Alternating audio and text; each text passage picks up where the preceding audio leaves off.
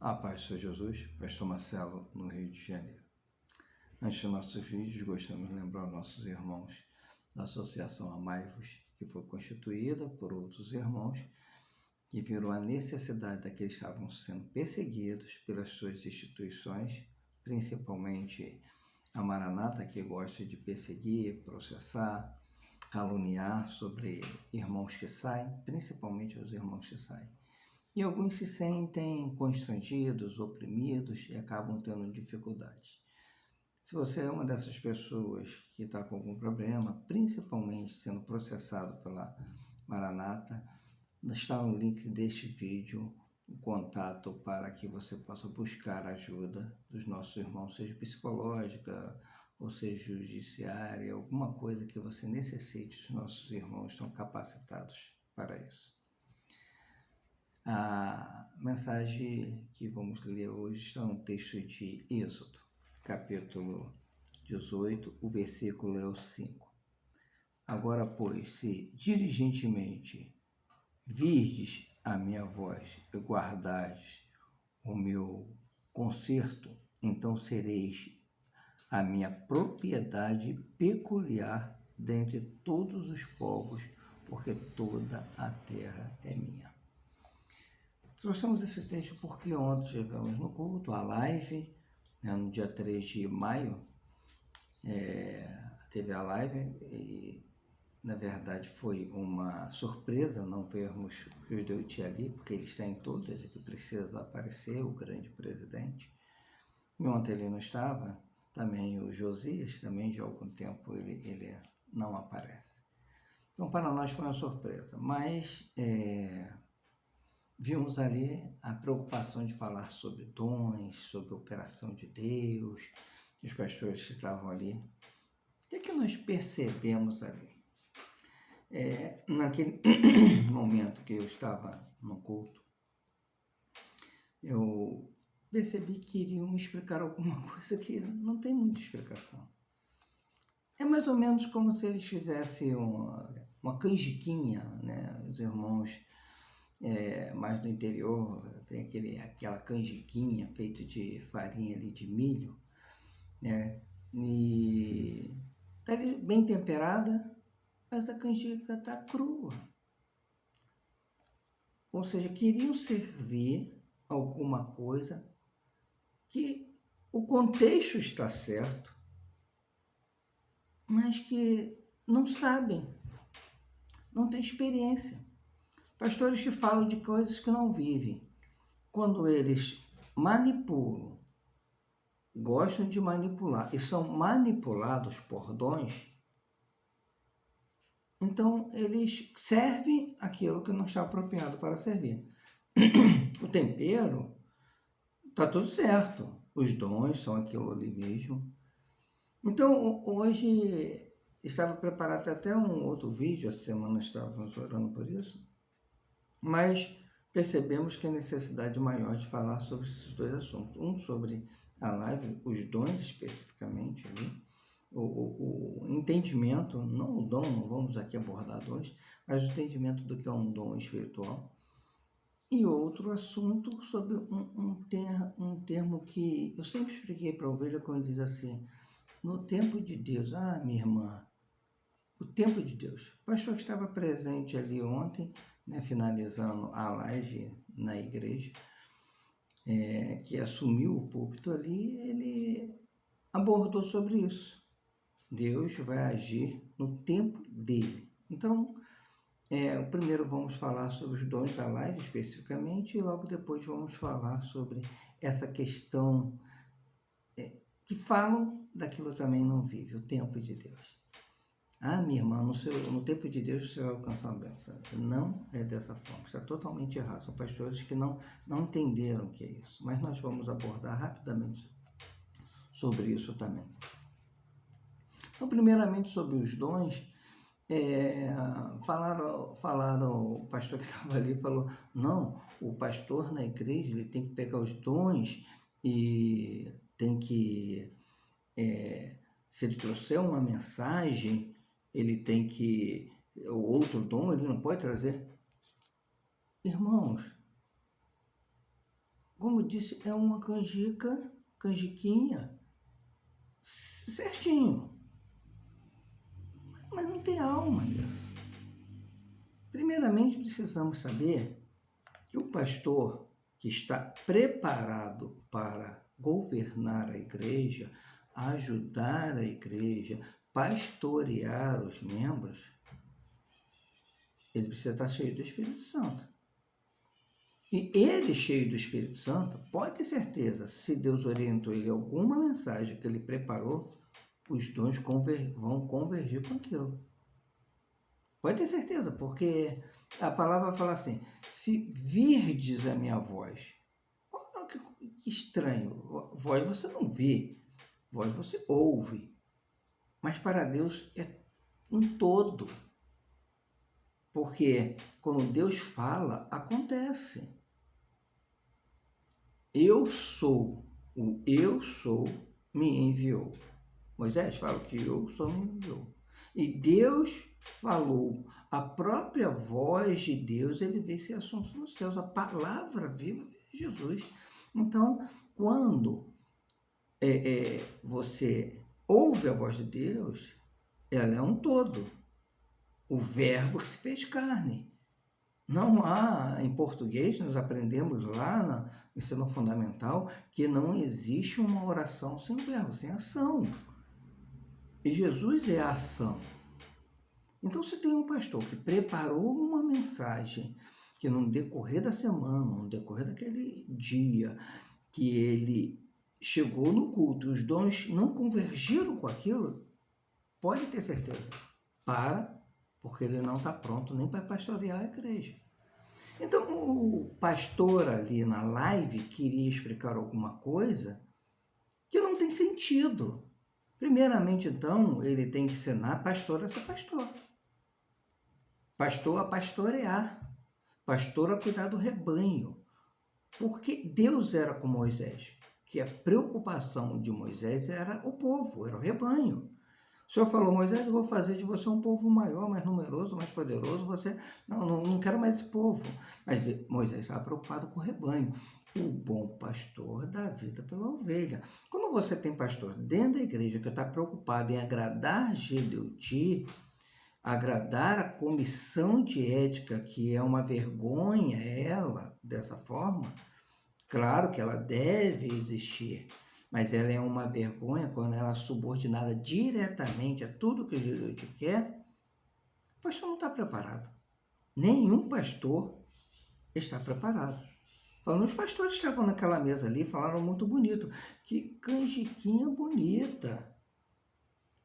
Mas quando você prova, ela está crua. Mas botei todos os temperos ali certinho, mas ela não está cozida, não cozinhou, não dá para servir. Mas os pastores estavam ali naquela mesa, naquela live, eles estavam preocupados em servir aquilo que estava cru. Vamos parar um pouquinho para entender. Davi morre e agora assume o reino aquele que era o filho escolhido por Deus para reinar, Salomão. Nós vamos ver na Bíblia, na palavra de Deus, dizendo assim, ó, no tempo do rei Salomão, tudo era de ouro, não havia prata, nem na casa, nem no palácio, e nem no palácio que ele tinha para veraneio, vamos dizer assim, para descanso. Os locais onde ele estava, não havia prata, era tudo de ouro.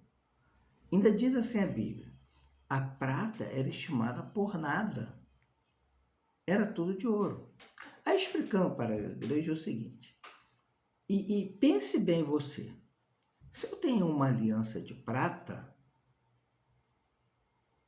eu nem sempre posso ter uma aliança de ouro. Vamos considerar que você vai comprar uma aliança de prata a R$500. A de ouro vai ser 5.000. Você pode ter uma aliança de prata, mas você não pode ter uma aliança de ouro.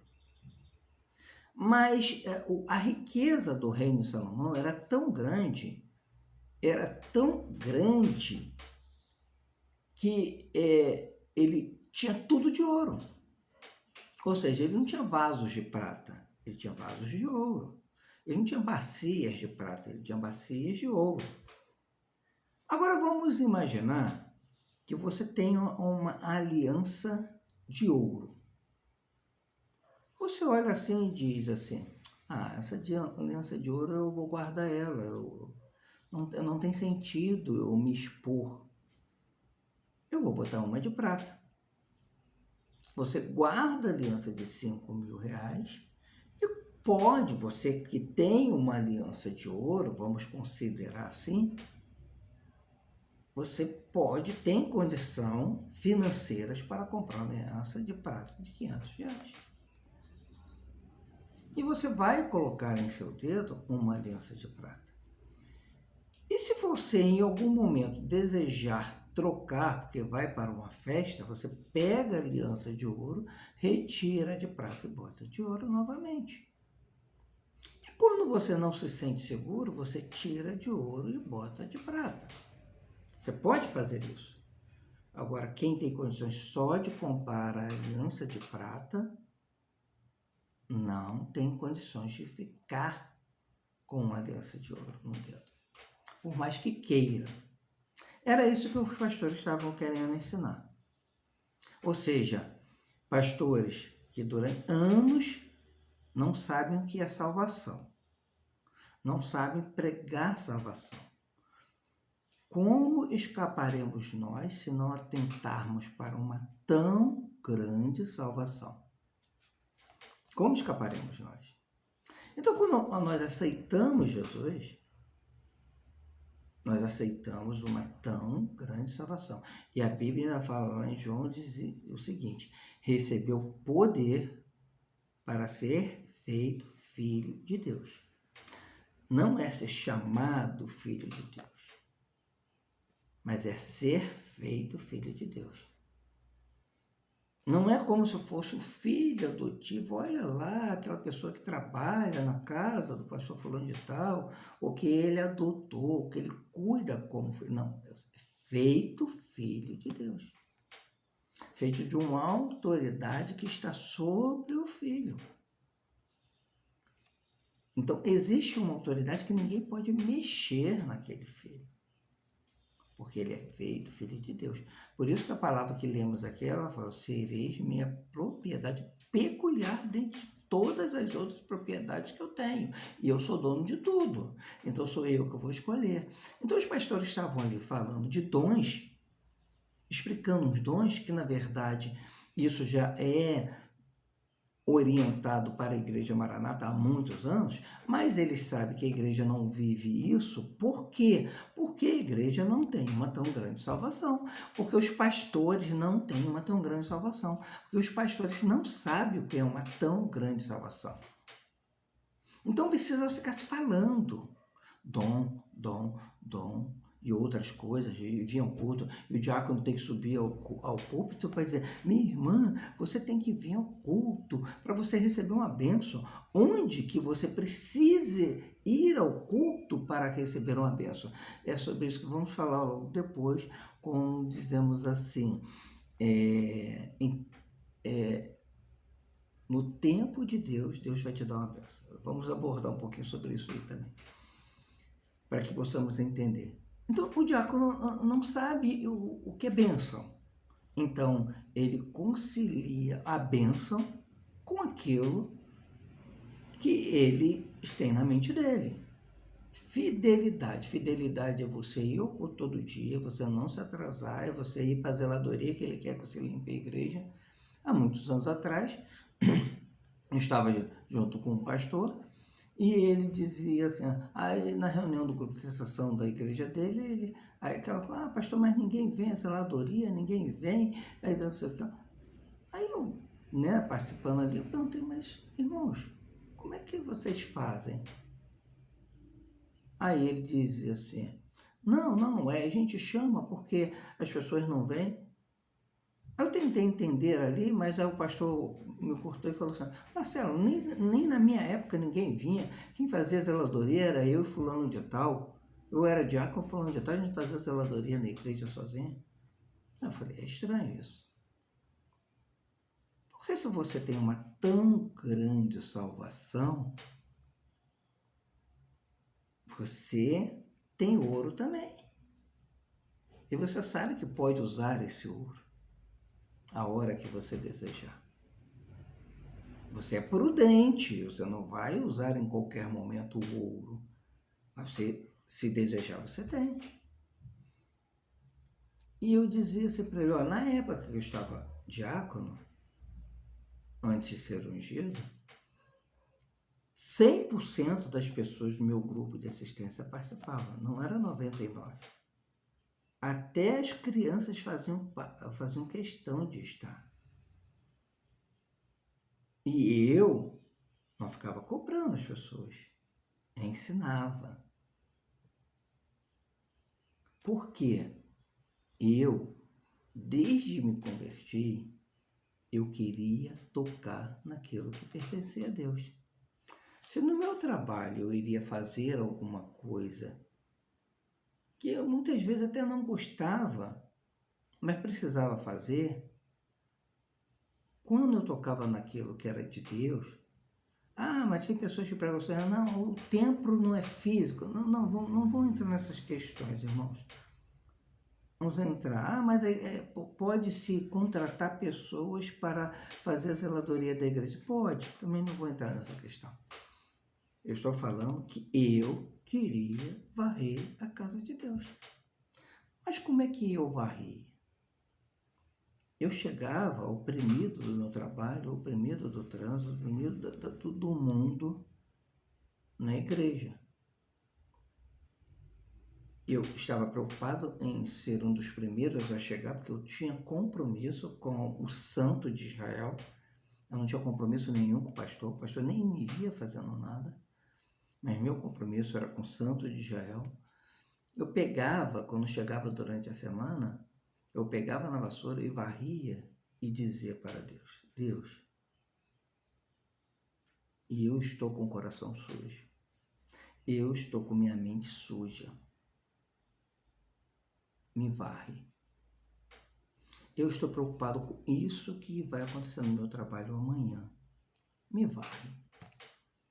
E eu ia pegando aquela vassoura e ia varrendo, mas pedindo para Deus varrer a minha alma, pedindo para Deus varrer a minha mente.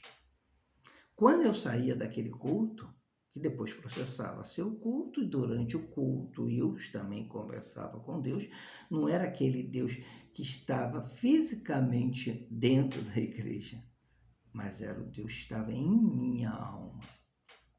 Eu conversava com ele e eu saía diferente. No dia seguinte, tudo era diferente do que eu imaginava. Então, isso que eu vivia, as pessoas viam. E quando eu volto na igreja onde eu ali fui diácono, várias vezes as pessoas já me procuraram para falar, Marcelo, você lembra, na época da zeladoria, eu era do seu grupo, a gente fazia assim, assim, assim, era tão bom. Marcelo, você lembra que aquela lâmpada estava limpa? Marcelo, você lembra que a gente estava preocupado em limpar o ventilador? Você... Não era uma correria para terminar e ir embora. As pessoas tinham prazer em fazer aquilo. Por quê? Eu tinha prazer em fazer aquilo. Não era um peso para mim. Ao contrário, eu estava ali para que Deus operasse na minha vida. Não era para eu fazer nada para Deus. Então, os pastores que estavam ali naquela live, eles não vivem dons. Por quê? Eles não são sujeitos aos dons. Porque eles são manipulados pelos dons. Mas não acredito em dons que eles falaram. Irmãos, seja conforme a vossa fé. Você acredita? Faça diante de Deus aquilo que você crê. Não acredita? Faça diante daquilo que você não acredita. Pronto. Se você come, não critique o que não come. E se você não come, não critique o que come. que você quer? A palavra de Deus, eu sou o dono de todas as coisas, é o texto que lemos. Então você precisa primeiro compreender quem dirige a sua vida. Se é a terceira trombeta, se é a quarta trombeta, se vai ser a sétima trombeta, se tem 30 trombetas para a igreja ser arrebatada, você está preocupado com isso? É o que acabamos de falar. Você vai ser arrebatado? Você vai ser salvo? Irmão, se é na primeira, se é na segunda, se é na quinta, se é na décima, você tem 100 trombetas e você vai ser arrebatado na centésima, você está preocupado com isso? Então, você precisa viver essa tão grande salvação. E o pastor que não vive essa tão grande salvação, ele não vive pregar sobre dons. Ele deseja pregar sobre dons. Você precisa viver dons para que Deus te use. Olha, se você virdes a minha voz, as pessoas vão para aquela salinha para buscar a Deus. Manipulação de dons, é verdade, é manipulação. Eu já vi pastor manipular dom. Agora, para não ser indelicado, que eu estava na igreja dele, a gente fica quieto. Mas você começa a compreender com quem você convive. Esse pastor eu não posso confiar. Porque você sabe que aquilo não é de Deus. Tem o dom? As pessoas querem ter dom, querem ter visão, querem ter revelação. Mas discernimento também é um dom. As pessoas não sabem discernir o que vem e o que não vem de Deus. Sempre diz para Deus, não quero ser enganado. Eu era enganado quando não te conhecia. Hoje, Senhor, eu não quero ser enganado. Eu almejo uma bênção de Deus. Então, se você não vive, não sabe o que é uma canjiquinha saudável, gostosa, você quer preparar para servir? Então, os pastores não estavam preparados para isso. Falaram de algo que eu não vivia. Agora vamos falar do ouro. Se você tem ouro, você pode ter prata. Então hoje eles estão preocupados em dar prata. Que na verdade, o ensino que precisa quando a pessoa já tem a prata é ela ter ouro. Você já tem prata. Então vamos correr agora. Vamos andar, vamos prosseguir para que você tenha ouro. E se você tiver ouro, sempre poderá ter prata. Se você tiver prata, nem sempre poderá ter ouro. No tempo do rei Salomão, era tanto ouro que a prata era deixada ali. Ou seja, se você está tão cheio do Espírito Santo, você não está preocupado com salvação, porque você está salvo. Você tem dentro de ti essa salvação. Não, você tem que ir ao culto para você ser abençoado, para você receber prata, para você... Não, você já tem a bênção. Você não precisa ir ao culto para ter a bênção. Você não precisa ir à zeladoria para você ser abençoado no seu trabalho, para você ser curado, para você ser... O pastor falou de cura de uma criança que ali depois ele falou, sabe, eu não vou dizer que era mentira, porque eu não tenho essa direção de Deus para dizer que era mentira, mas a criança, o contexto da criança na madrugada, cadê o contexto da criança na madrugada? Por quê? A criança ia no dia seguinte, ia, depois ia, e aí, qual o sentido de abordar a criança? Se é verdade, ela tinha uma tão grande salvação. O sentido de ela acordar cedo? Ele nem falou do contexto. Ou seja, ele falou do contexto, mas não falou do principal, da abordagem, de que era criança, estar ali na madrugada, todo dia estava na madrugada. O contexto o motivo de ela estar ali. Aí ele falou, mas o que levou ela a estar ali todos os dias e ela já ir embora? Não houve nenhuma explicação, porque não vive. Não tem tempero? Tem. É isso certo? É. Tem alguma coisa errada naquelas colocações ali? Não, nem percebi. Mas o principal não existe. Você viver. Você viverá uma tão grande salvação. Aí querem falar de poder quando você não tem prata. Você fala de algo que você viu. Mas lá tem muito ouro. Você não tem ouro. Você precisa ficar guerreando com essa salvação.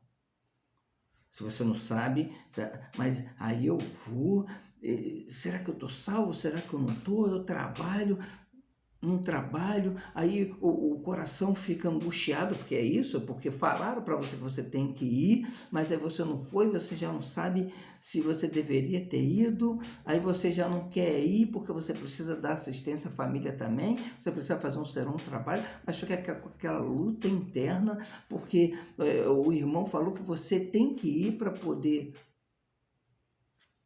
Quando você está cheio de poder, você sabe que Deus te quer ali, porque Ele quer falar contigo. E se você não for, não vai perder a bênção. Deus não é dessa forma. O que você vai deixar de ter é intimidade. Claro, Deus fala com você. Você ouve e pratica, a casa vai sendo edificada sobre a rocha. Se você ouve e não pratica, você vai se desmiuçando, você vai morrendo internamente. Mas não é porque o diácono falou que você tem que ir, é porque o Espírito quer te conduzir. Nós vamos ver em Ezequiel a água do rio, que era pelos lombos, pelos arteios, né, até os lombos, e depois ele diz que ele já não podia tocar, ele tinha que nadar, e ele disse que aquelas águas os levavam. O levou até a outra banda e o trouxe. Quando você é levado pelo Espírito Santo, Jesus fala isso para Nicodemos. O que é espiritual, meu irmão. O que é espiritual, a palavra diz, discerne bem todas as coisas. É levado, como Jesus falou para Nicodemos, é levado pelo vento. Então, é difícil compreensão quando a pessoa tem prata. Se ela tem ouro, ela entende sobre ouro. Então, quando você fala de ouro, a pessoa começa a compreender, porque ela tem. Ouro 18 quilates, ouro 24, ouro mais macio, ele precisa ter liga. Então, a pessoa começa a aprender sobre aquilo. Uma joia tal não pode ser de ouro 24 quilates, ouro puro. Precisa ter uma mistura ali de alguma liga. Normalmente prata. Uma aliança, normalmente 18. Então a pessoa entende, ela compreende do que se fala. Mas eles falavam daquilo que eles não compreendiam. Por isso eu relatei aqui da canjica para os irmãos. Para que você possa compreender que pode estar na panela tudo muito bonito. Muito. Mas não é vivo. Não tem riquezas. Você come.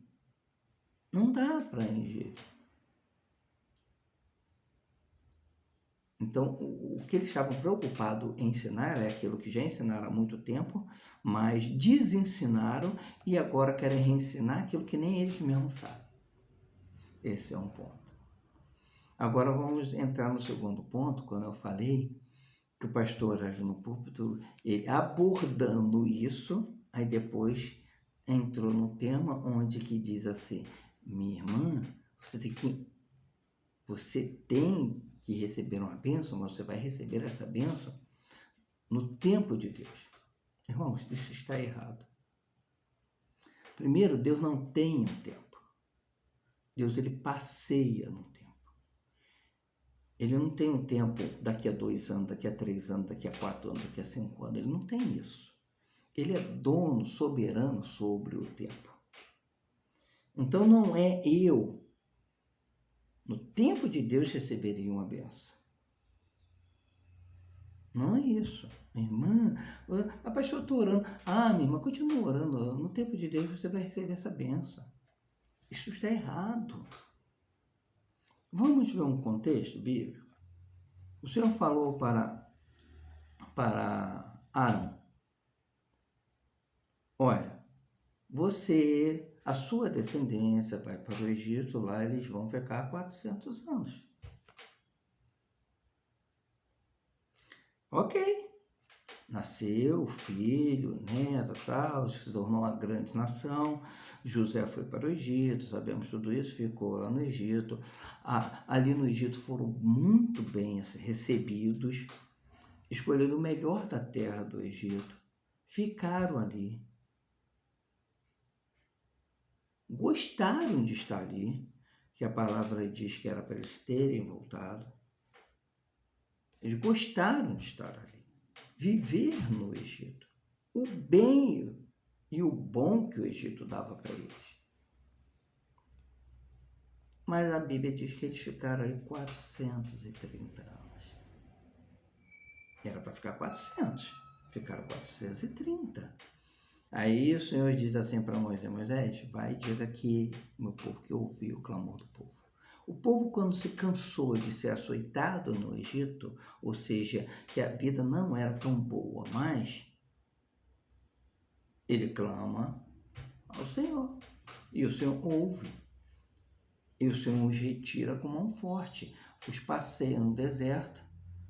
Aí vemos aqui o momento que vimos eles no deserto, Deus falando com Moisés, reensinando o povo. E agora eles saem para a terra prometida. Foi 40 anos no deserto, não era para ficar 40 anos no deserto, era para ter um caminho mais breve.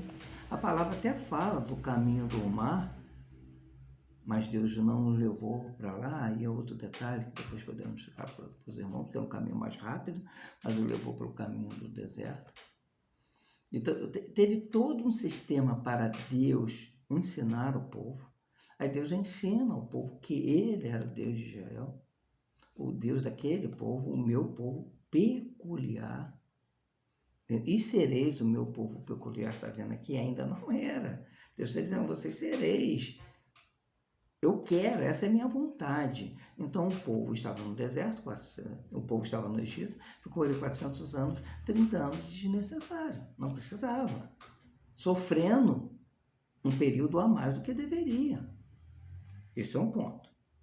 O tempo era 400 anos? Era, ficou 430 anos.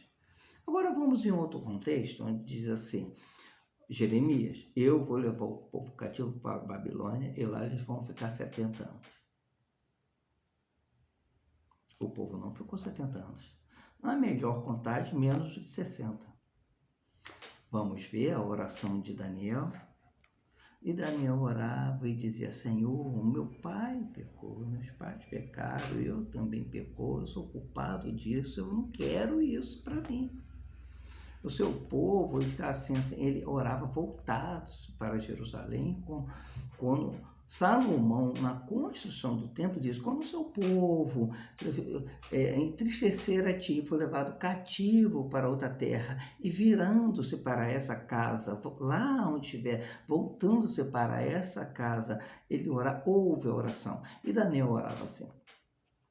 Ou seja, ele conhecia ouro, então ele praticava ouro.